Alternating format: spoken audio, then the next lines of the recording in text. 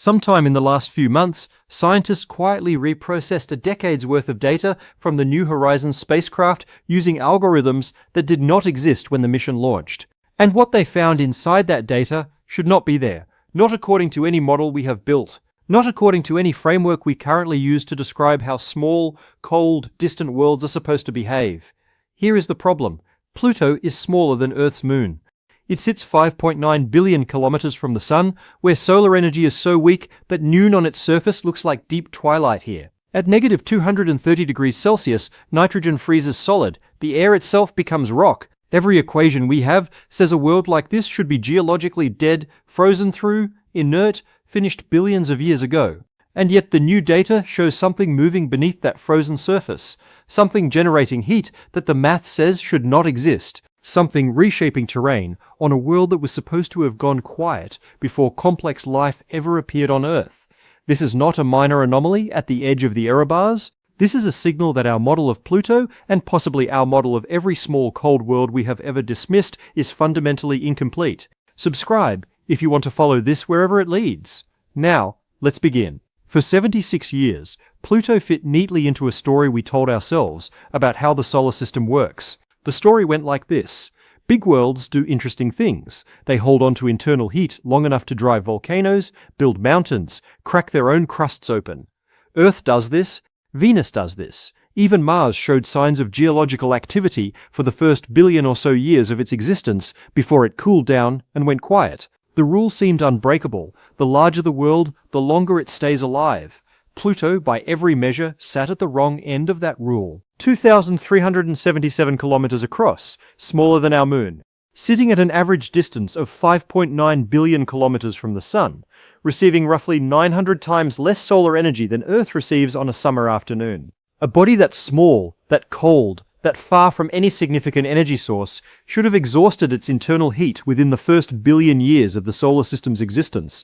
The radioactive elements in its rocky core, uranium, thorium, potassium, decay over time and release heat. But, on a body this small, that heat bleeds away into space faster than it can accumulate into anything meaningful. That was the scientific consensus going into 2015. Not a fringe assumption, not lazy thinking. A conclusion derived from decades of planetary science built on solid thermodynamic principles, confirmed repeatedly across dozens of observed bodies throughout the solar system. When the International Astronomical Union reclassified Pluto as a dwarf planet in 2006, public attention moved on. Funding conversations shifted toward Mars, toward Europa, toward Titan. Pluto became, in the cultural imagination, a punchline, the planet that wasn't, and in the scientific imagination, it became something perhaps more dangerous than a punchline. It became a settled question. The problem with settled questions is, what happens when the data stops agreeing with the answer? New Horizons arrived at Pluto on July 14, 2015, after 9.5 years of flight through the outer solar system. It passed within 12,500 kilometers of the surface, at a speed of 49,600 kilometers per hour. It could not slow down. It could not orbit. It had one pass, a few hours of close observation, and then it was gone, carrying everything it had gathered, transmitting that data back to Earth over the following 15 months at the speed of light across 5 billion kilometers of empty space. What that data contained broke the settled question into pieces. The first piece to fall was Sputnik Planitia, an enormous plain of nitrogen ice, roughly 1,200 kilometers across, sitting inside what appears to be an ancient impact basin on Pluto's surface. From a distance it looked smooth, almost featureless. That smoothness alone was strange. A surface that's smooth in a place that old meant something was actively erasing craters, continuously resurfacing terrain that should have been accumulating impact scars for billions of years. The surface appeared to be less than 10 million years old. On geological timescales, that is effectively this morning. When higher resolution images arrived, the smoothness revealed itself as an illusion. The plain was divided into irregular polygonal cells, each one roughly 10 to 40 kilometers wide, separated by shallow troughs. They looked like the cracked surface of cooling oatmeal, and that comparison turned out to be closer to physical reality than anyone expected. The cells are convection patterns. Warmer ice from below rises to the center of each cell, spreads outward, cools and sinks back down along the edges.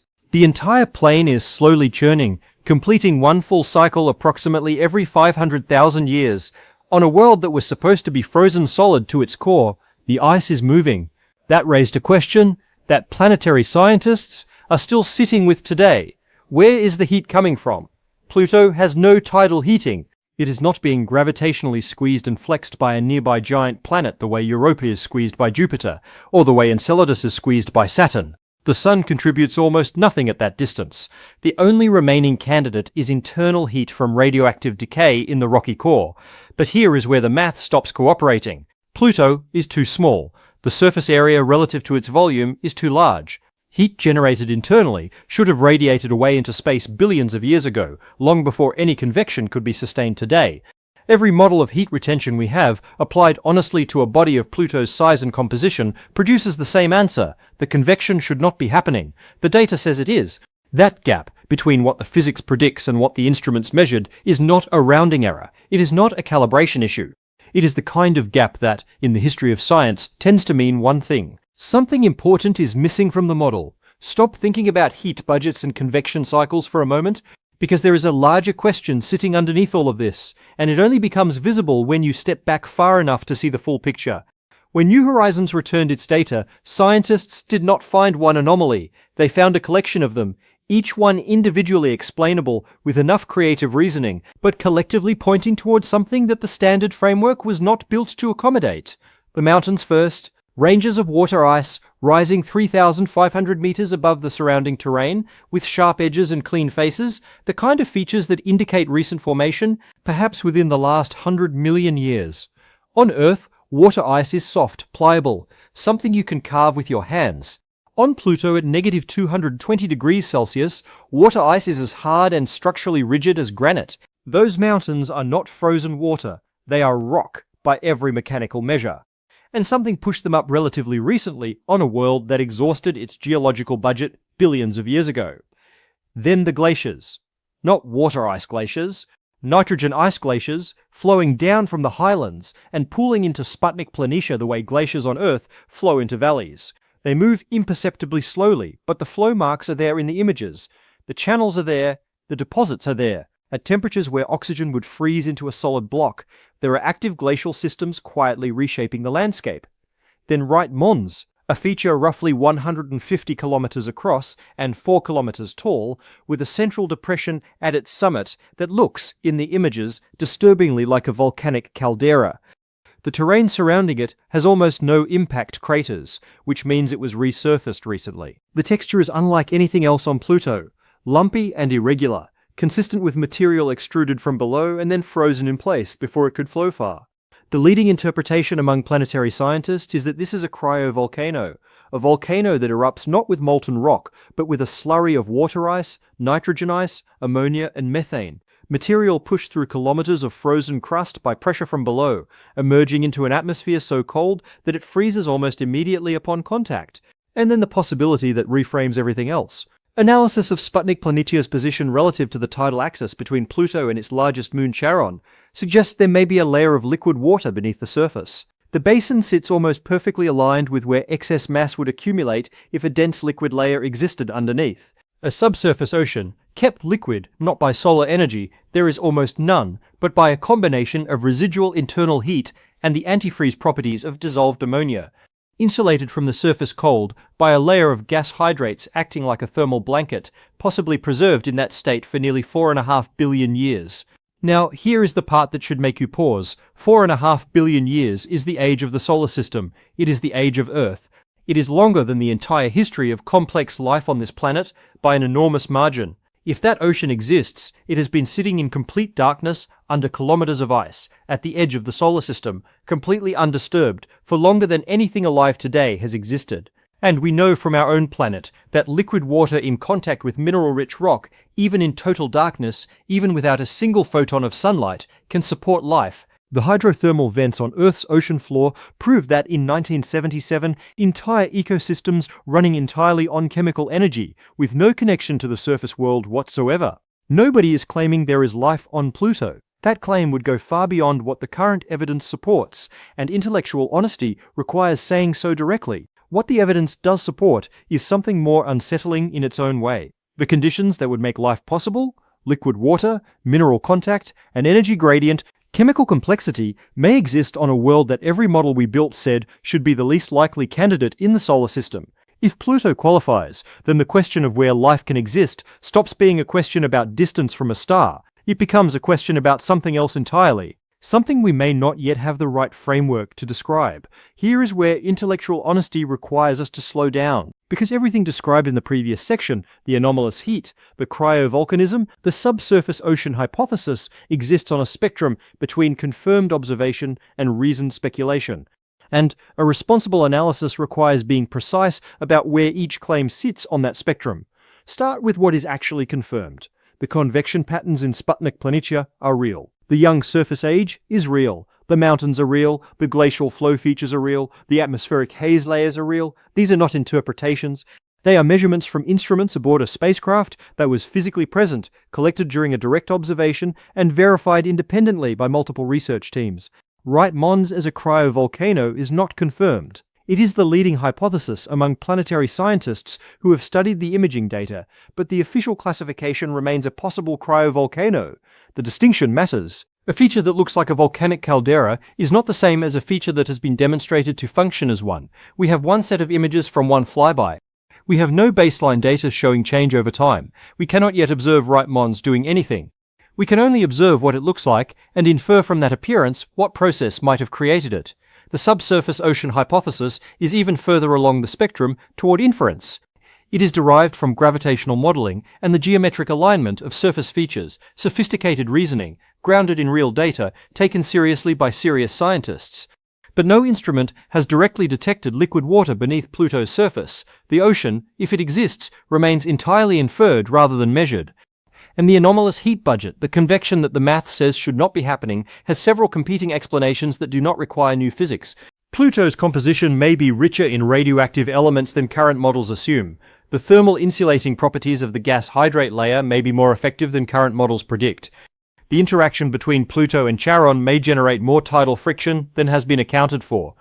Any one of these, or some combination of all three, could potentially close the gap between prediction and observation without invoking any unknown mechanism. The scientifically conservative position is straightforward. We have one flyby's worth of data, one snapshot, one pass across a complex dynamic world that we observed for a few hours after a 9.5-year journey. Drawing strong conclusions from a single snapshot of a poorly understood system is exactly the kind of reasoning that has produced confident but wrong scientific claims before. That position is reasonable. It deserves to be stated clearly rather than dismissed. What it cannot do, however, is make the anomalies disappear. The honest answer to every open question raised by New Horizons is the same. We need more data. And for the first time since that single flyby in 2015, more data is actually becoming available through multiple converging pathways. The first pathway is already producing results. Teams at the Southwest Research Institute and the Jet Propulsion Laboratory have spent the last several years reprocessing the original New Horizons dataset using machine learning algorithms that did not exist when the mission launched. The raw data collected during that flyby was never fully extracted. The computing power available in 2015 was sufficient to process the highest priority observations, but significant portions of the dataset were archived before complete analysis. Those archives are now being reopened. Early results from this reprocessing effort have identified thermal gradient patterns in the southern hemisphere that were not visible in the original analysis, subtle signals buried in noise that modern algorithms can now distinguish from background. Whether those signals represent genuine geological activity or instrumental artifact is still being evaluated. But the fact that a decade-old dataset is still yielding new findings tells you something important about how much information was collected and how little of it we have fully read. The second pathway is observational. The Vera Rubin Observatory in Chile, now conducting its legacy survey of space and time as of 2025, will systematically catalogue thousands of Kuiper Belt objects over the coming decade. Each new object discovered raises the same question Pluto raised. Is it active? Does it have an atmosphere? Does its surface show signs of recent geological processing? The population statistics that emerge from that survey will tell us whether Pluto is an exception or a representative sample of a class of worlds we have fundamentally misunderstood. The third pathway is the one that would change everything, and it does not yet exist in funded form. Multiple mission concepts for a dedicated Pluto orbiter have been developed and submitted for consideration within NASA's planetary science framework. The most developed of these concepts would carry a radar instrument capable of penetrating Pluto's ice shell and directly detecting the presence or absence of a subsurface liquid layer. It would carry spectrometers capable of analyzing the chemical composition of Wright Mons in detail. It would observe Pluto across multiple seasons, watching the atmosphere cycle through its 248-year orbital rhythm in real time. The travel time to Pluto using current propulsion technology is approximately 15 years. A mission approved in the early 2030s would arrive in the mid-2040s. That timeline is long. But consider what a single flyby already revealed about a world we had written off entirely. An orbiter would not be passing through, it would be staying. Here is the pattern that runs through every small, cold, distant world we have visited with spacecraft. Before Voyager reached Enceladus, the scientific expectation was a dead ice ball, geologically inert, too small to retain any internal heat worth measuring. What Voyager found, and what Cassini later confirmed in extraordinary detail, was a world actively venting plumes of water vapor and ice particles into space from a subsurface ocean that nobody had predicted. The ocean is still there. The plumes are still erupting. Enceladus is, by any reasonable definition, one of the most geologically active bodies in the solar system, despite being roughly 14 times smaller than Earth's moon. Before Voyager reached Titan, the expectation was a frozen, featureless sphere wrapped in a thick atmosphere. What subsequent observation revealed was a world with rivers, lakes, and rain. Not water, but liquid methane, running through channels carved into hydrocarbon terrain on a cycle that mirrors the water cycle on Earth with eerie structural similarity. The pattern is consistent enough to state directly. Every time we have sent a spacecraft to something small and cold and dismissed in advance, the assumption of simplicity has been wrong. Not occasionally, not in edge cases. Consistently, across every body we have examined closely enough to actually know, Pluto is the largest object in the Kuiper belt. Beyond it, stretching from roughly 30 to 50 astronomical units from the Sun, sit potentially hundreds of thousands of similar bodies. Eris, roughly the same size as Pluto, orbiting even farther out. Makemake, Haumea, Sedna, locked in an 11,000-year orbit at the outermost fringes of the solar system. We have close-up data on exactly one of them, and that one turned out to contain active geology, possible cryovolcanism, a dynamic atmosphere, organic chemistry raining from the sky, and a candidate subsurface ocean that has potentially existed since before anything was alive on Earth. The question worth sitting with is not what else Pluto is hiding, it is what all the others are hiding that we have not yet thought to look for. We spent 76 years calling Pluto a planet, then 9 years arguing about whether it deserved the title, and the entire time we spent almost no effort actually trying to understand what it was. The argument about the name was always a distraction. Categories are tools we build to organize what we already know. They are not descriptions of what exists. Pluto does not know what category we placed it in. It does not know we demoted it, forgot about it, moved the funding elsewhere, and turned it into a cultural punchline. It has been out there for 4.5 billion years, doing things we cannot fully explain, on timescales we can barely conceptualize, in darkness we will never directly experience. And the most important thing the new data is telling us is not about Pluto specifically. It is about the limits of assumption. Every world we dismissed because it was too small, too cold, too far, too simple. Every settled question we stopped asking represents a potential Pluto, a place where the universe was doing something we had already decided was impossible. The universe has never once adjusted its behavior to match our expectations. Pluto is 5.9 billion kilometers away, and it is still teaching us that. Subscribe, and we will keep following wherever the data leads. See you in the next one.